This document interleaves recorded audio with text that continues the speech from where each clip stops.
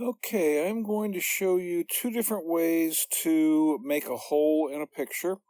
I got a couple of pictures from Pixabay, so I could illustrate this very easily. I'm going to make a diver picture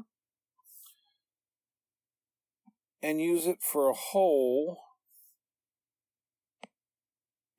Let's go here, right here.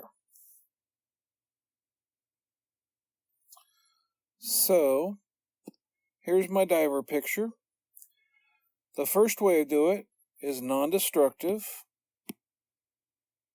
I'm going to select the diver, and then I'm going to copy, and then I'm going to tap on the picture of the turtle, and I'm going to put up a mask. Then I'm going to swipe down with 3 fingers and choose paste.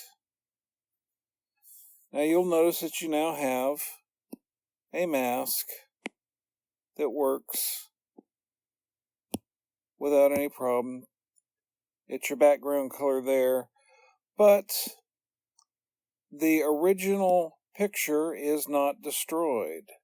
The second way of doing this is we take our image and we select it, and then we go down to the turtle and we say clear. This is a destructive